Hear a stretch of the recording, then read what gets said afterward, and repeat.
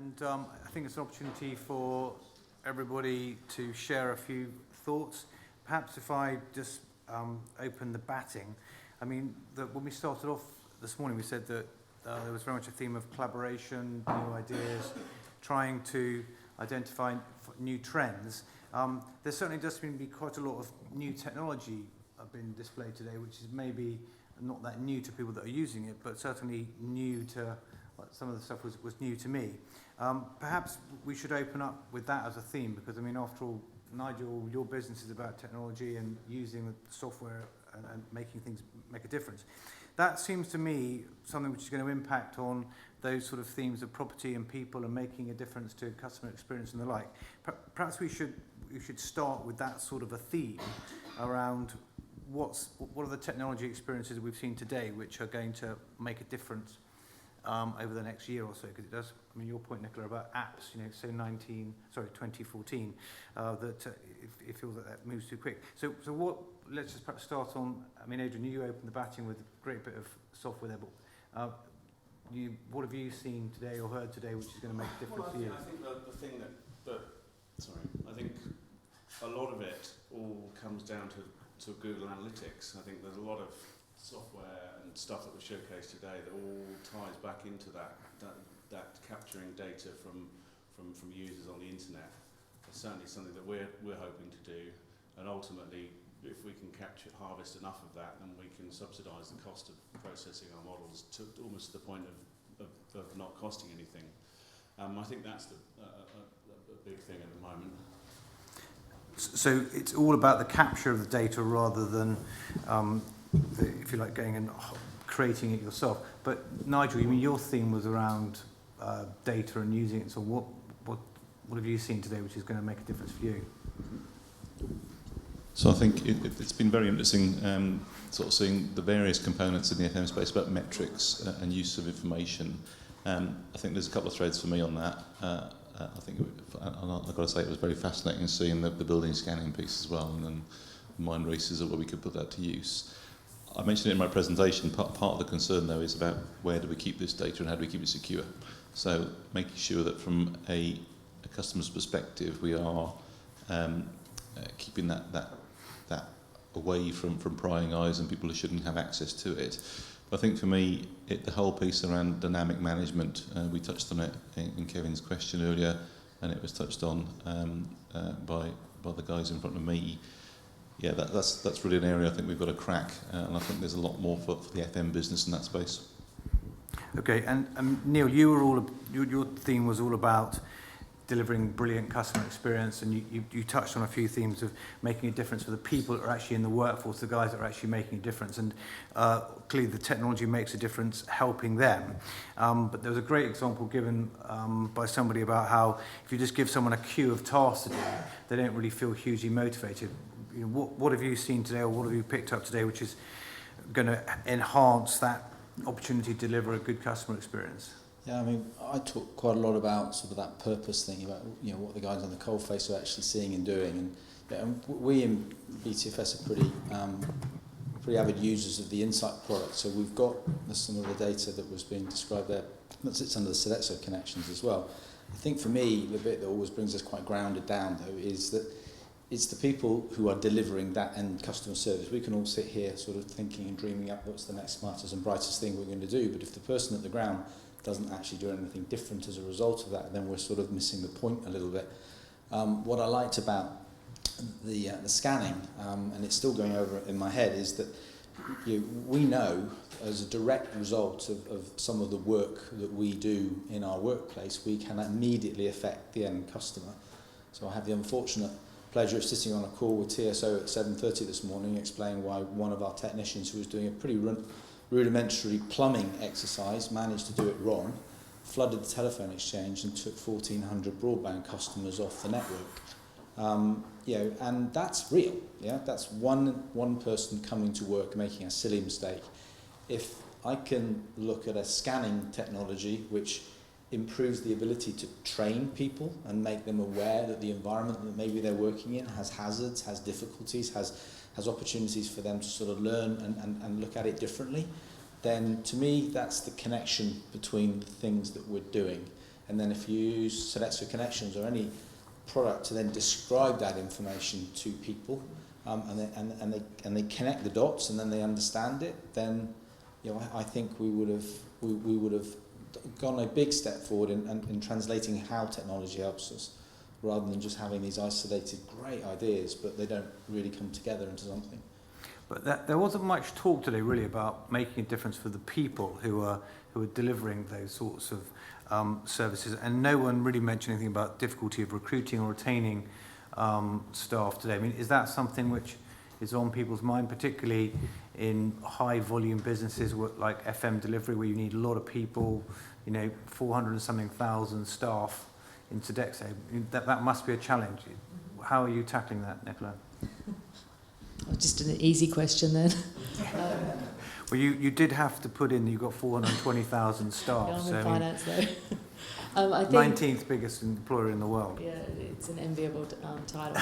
So I think engaging and retaining and attracting the right people is fundamental. So, and it is challenging because you don't have necessarily the right client in the right location doing the right thing. So I think it's different things in different locations and for different contracts. But I think there's a lot that happens on the softer side of things, so getting things right. But I know that, well, personally, I know that technology as an enabling service, enabling their day-to-day jobs, makes for a better engagement of the workforce as well. So it's really difficult, I think, for people to engage with technology outside of the workplace, and yet when they come to work they're expected to fill in a piece of paper and then hand it into a desk like their grandparents did.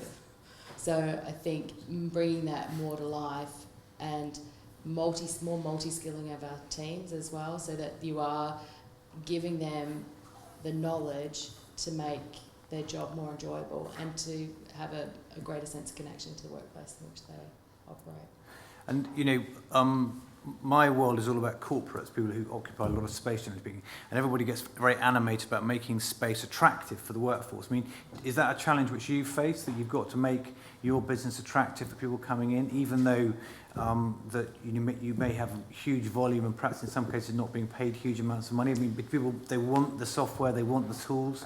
I think it's about the education that goes with it and the knowledge and having a career path, if that's what they want. I mean, some people don't want that career path, they want to fill the gap. But I think making it an enjoyable place to work, that there is the feedback, that you have the right tools to make your job easy.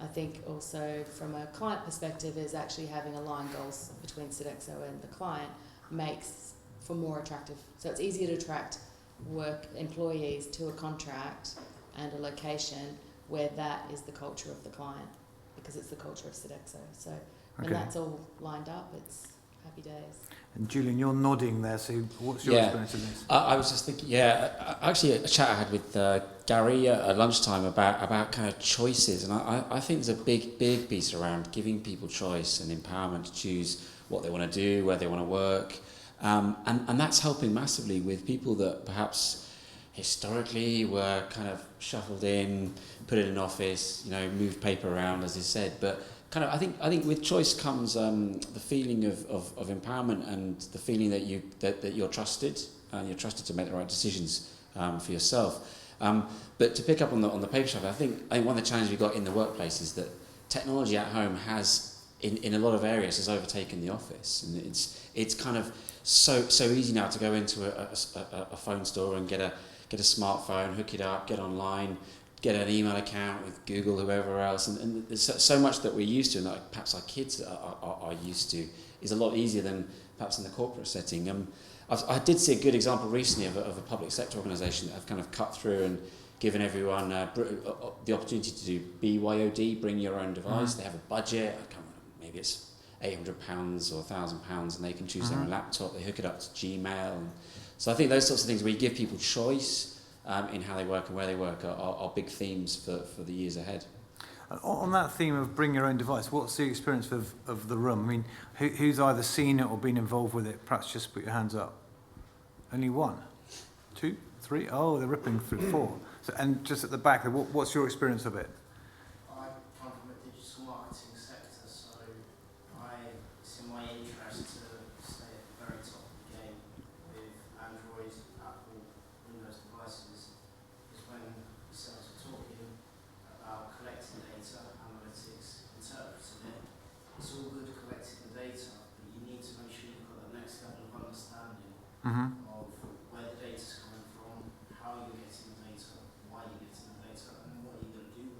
Okay. And sorry, the chap next 2 rows forward, you put your hand up. What's your experience of the BYOD? Mainly it's partly a cost-cutting exercise. Mm-hmm. So your employer is encouraging you to do it, is that what you're saying? Had done previously, yeah. Right. Now. Okay. So not many in the room, though, who seem to have direct experience of that. So on that theme of collecting data, I mean, you two guys nearest, I mean, your business is all about collecting data. I mean, it does feel like there's an awful lot of information being gathered. Julian, you made the point, I think, that anybody that walks into any building, that generally speaking, their Wi-Fi is on, so therefore you can identify where they are. You know, what opportunities are there to use that sort of material better in the corporate type setting? Because it does feel like there's an awful lot of people in our workforce who are gathering material day to day, well, minute by minute, in fact, and we're just simply not using it. What do you guys? I guess, you know, from our perspective, what we're seeing more is the machine learning. So actually, the assets that we're maintaining, the condition-based maintenance, starting to be more prevalent. So that ability for the data to actually drive the service in a more predictive way. It is true big data, so being able to interpret that data at pace, at the volume that it's flowing through some of these networks. It's been talked about now for probably 3-4 years. I think there's real evidence now starting to emerge of true business case, true insight coming from it, and people actually managing to grasp the data and make a difference in the way that they deliver services to customers, so that they're less aware that they have an issue, that the service is less intrusive, and is more condition based instead of just being pattern based. So I mean, Julian, arguably this is your domain, isn't it? You know, and it could be a major threat to you, perhaps, if everybody's gathering information just by wandering around with their handheld on. What's the response to that? Yeah, I'm not sure we see stuff like that as a threat. I mean, we want to use technology to create better workplaces for people and for the organisations. And yeah, it may be cost cutting, as you mentioned, but I don't think we should be too cynical about cost cutting, by the way. I think if you have things that save money and make people happier at work, then it's a kind of win-win for both sides. But no, I think it's a really, really exciting time for everyone involved in property. Obviously, those who heard my talk, you can obviously hear the passion in me and the feeling I've got around buildings are becoming more and more dynamic, and I think that's an opportunity for technology change, for people change, for process change, and with opportunities come the chance for businesses to innovate and make money. That's what businesses are mostly like to do. But the data, the flow of data, I mean, it's a challenge. If you take something like sensors, however you gather data, I mean, these things chuck out gigabytes and huge amounts of volume, and I think there is a potential problem of data overload in some areas, and people who perhaps don't have the right training or understanding of how to process data might draw the wrong insights and make the wrong recommendations. I'm certainly not a data specialist, and I get quite scared when I'm asked to sort of have a look at and cut this. I feel a bit out of my depth, and I think perhaps we could see an us and them emerging of people who have the true data skills, the kind of thing that you're talking about, who can interpret, and those that don't. That's perhaps a problem going forward with so much data coming from so many places. Okay, so that's a little bit controversial. Cost cutting is not always the biggest issue. FM industry is normally all about cost cutting and trying to pare things down, and then also the challenge that you don't necessarily know what to do when you've got the data. I mean, Neil, what's your response to that? I mean, I thought the FM industry was always about trying to cut the costs. You can argue that hasn't the FM industry been sort of a hostage to its own fortune, isn't it? Which is that it innovates and then it has to sell that innovation or give that innovation away. I think it's such a massive part of the business sector that there's enough out there for organisations to strive to better, and we'll continue to reinvent ourselves and find different ways of doing it. But no, I'm not particularly swayed by that. I think we just have to carry on with doing what we're doing. That's what organisations demand of us, and I think we find periods where we're able to connect and establish that relevance to our clients or to our partners, and we make the most of it, and we give people an environment whereby the rewards they get from the jobs that they do are pretty apparent. And when we establish those connections, then we should make the most out of it. But accept the fact that this is an industry which is a service industry. Feel proud of it and crack on and get that done. But yeah, I don't think we're being controversial. It's a byproduct of what we are. Okay. By the way, if anybody wants to chip in, please don't hesitate to... Yeah, Steve. Yeah, so I think there's been a lot of talk around data today, and I completely agree with the point. I think as an industry we've become incredibly fixated on metrics and data, and we collect all of this stuff and then we don't really understand or know what to do with it. If I kind of think about the one story I'll take away from today, it's probably Neil's example of the guy with the birdhouse, which is very much about that kind of human interaction and a real people story. And several people have mentioned this today, that FM is really about people. Is there a danger with what all of you are talking about, that we're actually completely missing the point and just completely focusing on data and forgetting what the industry is actually about? Who wants to start on that one? I think for me, that data has to be focused on making a change at the coalface. So with either the person who's delivering the service, so it enables them and educates them more on the way that they're interacting within their job, or it's focused on the consumer. So taking the data that comes through from consumer insight, and I think we have to get smarter about the way that we're capturing that data. So making it less, obvious sounds a bit devious, but it's just more ingrained in the way that they do things. So it should be 100% dedicated and driven to driving the end user of that information to change what they're doing. There's no point, I don't think, well, there will always be a point because somebody's got to contract to it, but having it for the people sitting in the ivory tower doesn't change the day-to-day experience of the people who we're delivering the services to. I was just going to try and sort of pull the last 2 points together, really, that I think in terms of cutting, I think the saying will be you can't cut your way to greatness, but then there's also the school of thought that says if you can't measure it, you can't manage it. So I think for me, you have to have metrics that give you the insight into what's really happening in your business, but then just cut whatever opportunity you can from that information will not turn you into a great company and not generate growth for the future, in my view. So I think it's about taking that to the next step then and being transparent with your employees and looking to engage them, and back to the teapot point in the question you asked, which is I think you can get far more productivity out of an engaged employee that's engaged in the right way than you can by one that's beaten with a stick on metrics. So it's all about balance, I think, in my view, that you can't manage anything without metrics, but likewise, to your point, I wouldn't be obsessed with them either. I think, sorry, yes. Can I just build on for that? Because I think facility management, a lot of it kind of came out of kind of maintenance of buildings, but buildings are about, it's just simply a shell in order for the real activity to take place inside. And so,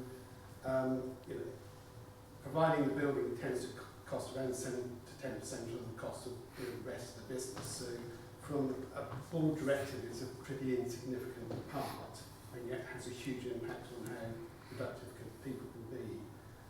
From people's perspective, the brilliant customer experience, a lot of people just want their own office in a corner where they can shut the door, and clearly we're not in the area where we're providing that. And there seems to be a lot of data collected, but not necessarily turned into information, or a lot of it is turned into information, but not necessarily knowledge. And it does seem to be that somehow there's the fundamental question of how are we providing space in order to enable people to perform better. It seems to be very difficult to get to that truth. And I think my question is, if FM was managed by the HR section of the company, how different would it be? Aha, so that's very philosophical. So, that sounds like a definite one for Nicola from Sodexo, I would say. That 420,000 people. I think that is an area that, so this quality of life services that Sodexo has identified is exactly tapping into that. it's not really a niche, it's where we see the market going, is about how you provide not just facility, you don't just fix the asset, but how do you enable the people sitting in that space to perform at their absolute best. So that quality of life services is looking at that.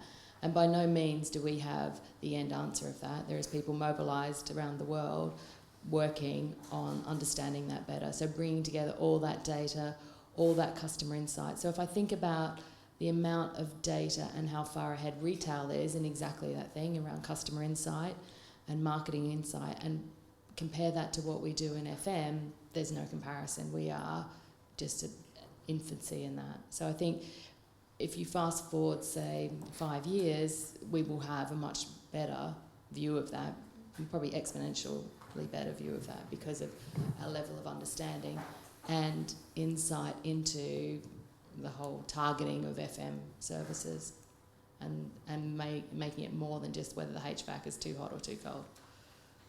So, yeah. There were a couple of interesting comments earlier. I made a note that someone said that the property provider or the FM provider was going to be the supply and demand manager, which I think is kind of the point you're alluding to. I'm not sure that reporting into the HR necessarily makes a difference, but I do think that the retail analogy has got a good link there. And I think it was you, Julian, that said something like workplace needs to be like the home. And I would question whether that's entirely deliverable. I mean, do we really want the workplace to be like the home? It's so comfortable that people come here because but they like the environment, they like the free meals that you're going to offer everybody, Julian.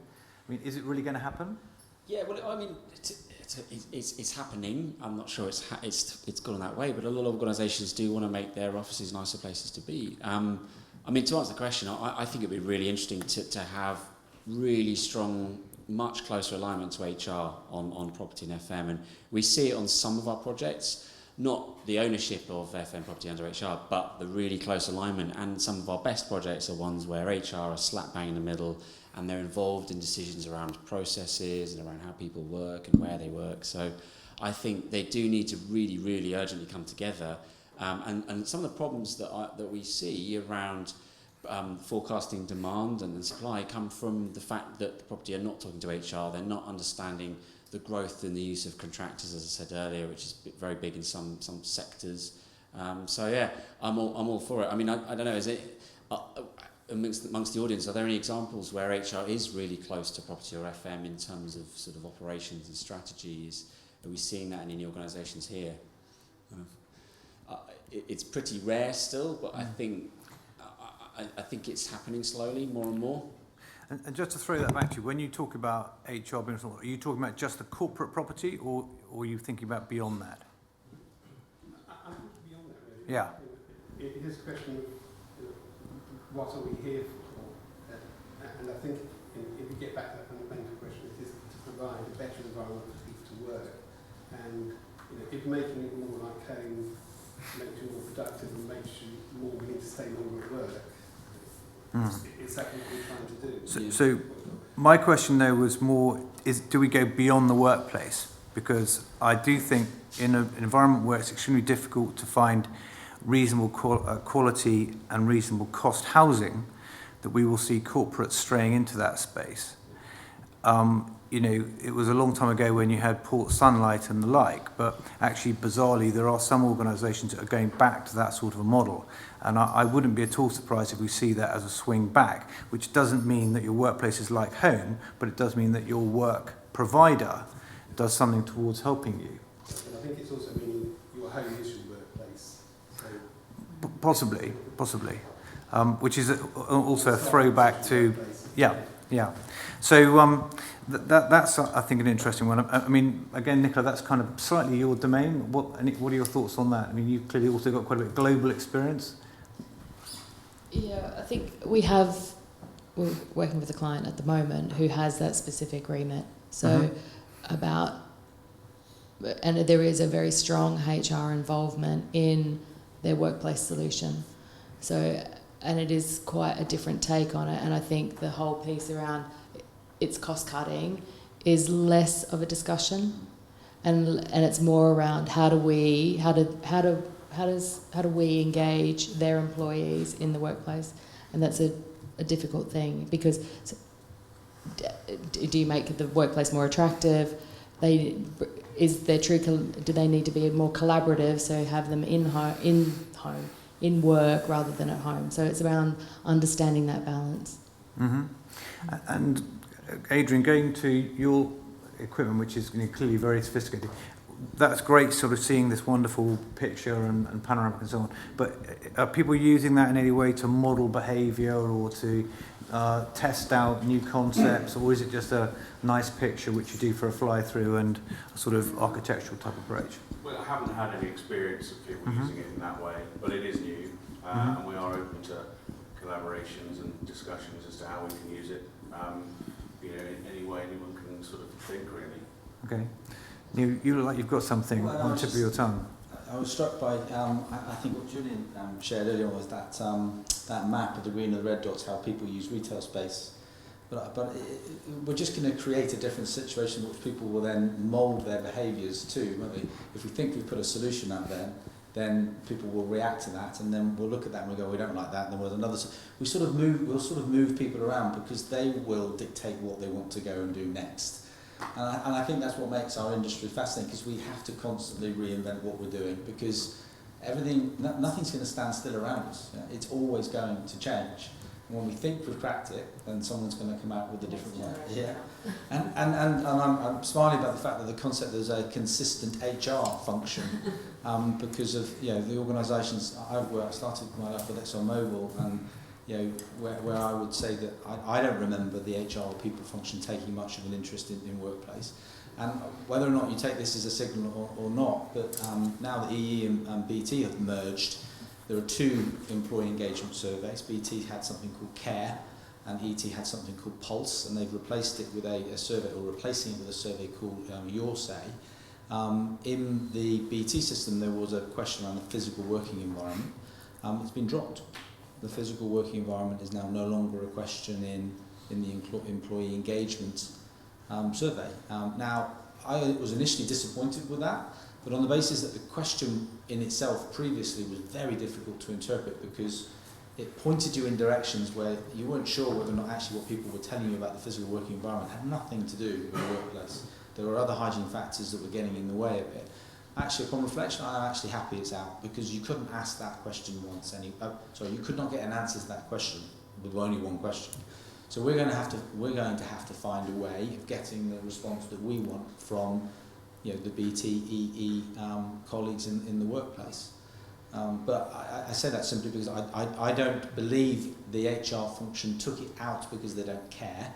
They just wanted to focus on how colleagues and relationships with their managers and their teams and their business is how they get engagement. They didn't want to go into the workplace. Okay, or maybe it's just because it's going so well that it's just seen as a hygiene. Yeah. Which I completely forgot that hypothesis. Yeah, exactly. Well, I thought it might be a happy note to sort of come towards a close. Lots of things covered there. Are there any questions or points that people would like to throw in as we enter the last few minutes? Yes. I've just got one. One of the discussions today have been about data and technology. Mm-hmm. So what is that? What do the panel do? Probably when we focused on Nicola, to upskill their employees with that skill set and then retain it. Well, I offer an 8-hour training session on Sodexo Connections. So it is that. I think for me it's about demystifying the data. So a lot of people, and I'm looking at somebody in the back row, says that they're not very good at numbers. And I don't believe that. So it's either that we haven't packaged it right. So we've got a whole bunch of numbers in there that don't mean anything. They're not real. So it's about converting all that data into something that's meaningful, that tells a story or is impactable by them. And that for me is, so for example, on financials, on how is your site operating, for a site manager who has to do a bazillion other things, having them also do their financials is a bit, if you're a financial person, yeah, great. But if you're not, then it needs to be simple and meaningful. And I think my focus is about making that meaningful. So real life examples and giving them and educating them through the way that we present the data so that they understand. Yeah. But it's ongoing. many training sessions. Okay. Anybody else want to chip in on that one? Yeah. Julie, you want to? Or was it you just... Yeah, no, I'm happy conveniently to. I was kind of thinking about the question. I mean, most of what we do is we make software, and it's really easy. We know from bad experience, it's really easy to fall into the trap of making software that's functionally right, but in terms of user experience, it's horrible and difficult to learn how to use, and difficult to pick up, and require lots of training, and that's not the way forward. And so we try really hard, and I think you can see other successful companies put a lot of effort into the user experience. They call it UX, and that's a really important part of the process. And actually, globally, in the competitive global marketplace for software, actually the UK is pretty good at creating good user experiences in software. There's lots of other countries that good as well, and I think some of the products I've seen coming from overseas, and it's interesting how the culture of a country, whether it's Germany or China, the typical kind of culture actually reflects in the software they produce and makes it perhaps more difficult to use or difficult to get trained on. But anyway, from our point of view, we recognise that we've got probably still more to do, but we're trying to really make all our solutions as easy as possible for a wide audience of users. Okay. And sorry, gentleman behind, yeah. Just interested in terms of BIM. I'm a consultant that's involved, if you like, in the implementation of BIM. And the key thing for us, I think, is engagement in terms of the data that we want, and information that we want at the end of that capital project, whether it be a new build or a refurbishment. Are you finding that there's much engagement taking place on the front end of the project to define what data and what information you want out of that to help you forward or to help you meet your objectives? I'm just wondering what level of engagement is taking place at the moment. Okay, so Neil, have you got a BIM project running right now? Not specifically under the banner of BIM, but there are constantly construction projects and workplace projects ongoing. That's a good question, actually, because I guess I'm thinking, albeit that sits a little bit outside of operations, I would suggest that maybe we don't do that enough. We're rolling out a customer experience program now, which needs to include a strengthened sort of reappraisal of projects that we have invested in, and some of them can be quite small scale workplace projects, but actually I think I would say no, that we don't do that enough at the front end of it. And the danger is you end up with a lot of disappointed people at the back end because you've not established that. But it's not really BIM. This is more sort of small scale. I think the geometric part of BIM is 3D drawings is one thing, but I think the information, the data, that engagement with facilities managers and people that are going to maintain it, they need something at the end that they can work with that slots in with the metrics and everything that they're going to manage that building from. And if there's not that engagement at the front end, then that's a real missing piece, isn't it? And absolutely, and I think if you've brought your talent into your sort of your service organisation, you've got subject matter experts that think like that and want to tackle that type, then you will have I would argue, a workplace, let's not call it FM for a moment, but a workplace product or an offer which has real value, because hopefully those people would have made those connections because they can demonstrate that the workplace will function, the people will be more engaged, more productive as a result at the end of it. I guess the downside, if you then fall into traditional FM, you'll end up selling that for next to nothing. Just on the theme of BIM, just to do a quick straw poll. Who's heard of BIM? Hands up. Good. Not everybody there. Who's used BIM? Ooh, I knew that would be a bit lower. Interesting. Lots of clients out there. I just think it's very interesting. I went to an engagement meeting with most of the government's FM providers and TFM providers. We were talking about BIM and GSL, and it was just amazing that there wasn't really that thought process there, that engagement to think about what they needed out of that design process to make their life easier. Because we're talking a lot about data, and I think there's that danger again that you could either get too much data or in the wrong format and you can't work with it. And I think it's just so critical to get that engagement. But there's surely on BIM, isn't it this issue that there's this first mover disadvantage? I almost feel that no one wants to do the first thing because they're worried that it's a cost. Yeah. The government is backing away on every scheme as it possibly can. Head office department, nobody here. But it's a challenge that's been put out there. But the purpose has got to be to make it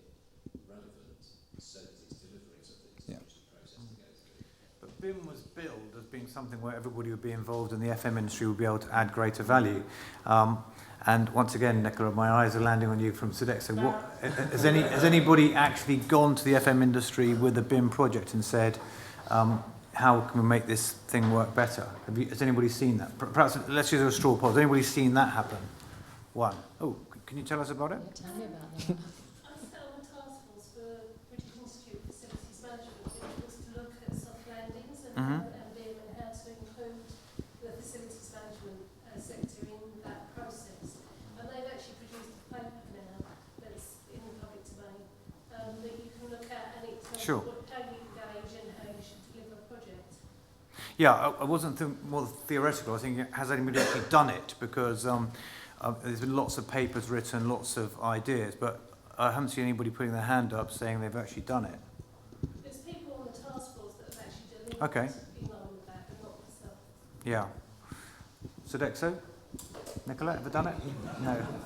Okay, I have heard of one or two as well, but it's just interesting to see from the group we've got here that there's not a massive engagement on it, which is, I mean, for a government-mandated project, you'd have thought that we'd be a bit further down the track with it. So that's an interesting one. Okay, sorry, there's another gentleman over there with a question, I think. Yeah, it was really for Neil. So the left-hand side of your brain is going to get bombarded with loads of data. How does the right-hand side of your brain get to the point of making a decision and stop asking for more? Aha. Can you talk to my boss about that? Yeah, yeah, that's a damn good question. I think some of the BTFS BIT were in the room today. We work really hard on making sure that we have some sort of hypothesis about what it is we want the data to tell us, and I would argue that it's the right-hand side of the brain that's probably more effective of thinking the hypotheses, and then it should be that should be directing the left-hand side of the brain to then go and do the analysis, rather than leave the left-hand side of the brain just go away and plod through, because you end up with loads and loads and loads of information, but you then completely lose sight of why on earth you wanted it the first time. So, have we cracked that? No, I think in the last few months we've discovered another business intelligence tool, which I think is lifting the lid on, which complements Insight fairly well for us about, and it's slightly, I think it touches on Martin's point about how we can keep people who are doing the doing a little bit more connected with their information, because if we're not careful, we're generating information that doesn't actually go to the people that do anything. And we've got to find a way of staying on top of that. But I'd sit there and say, let's let the right-hand side of the brain come up with the theories about what we think we can do with this information, and then ask for the assistance from the left-hand side to actually go and do it. And be brave. I mean, I push back quite often on my own boss, who is pretty tenacious on getting hold of data. There's a guy in the front row here who's just ground down by this. Can we look at it that way? Look at it this way. Look at it that way. And I think we've achieved nothing. We've just changed the colours a little bit and shifted the order in the report, but it's still the same data. Okay, anybody else want to contribute on that? Okay, any more questions from the room? Okay, so it feels like we are coming to a close. So if there's no more questions, I'll just try and do a bit of a wrap up. I mean, it feels like we've covered quite a lot of ground, particularly on the technology side and the way that it is applied. I'm fascinated that we seem to keep coming back to the people, and given that the property industry, and indeed arguably the FM industry, is all about people, it's funny how we often seem to lose sight of our principal customer. The opportunity to use the data in a more effective way seems absolutely fascinating. There's been some great stuff today. The presentation, Adrian and your team, fantastic. Julian, you had some great heat maps and so on. Nicola's got some interesting wiggly diagrams and the ability to also project forward, which is great. And Neil, clearly you're also making a huge difference there with people, and your example of the teapot, I think, will stick in everybody's mind as they go away from here. I think that's bringing us to a close. Nigel, once again, thank you very much for putting on the whole day, and indeed Neil for giving us this wonderful facility. I think that's bringing to a close. Nigel, anything you wanted to say by way of conclusion?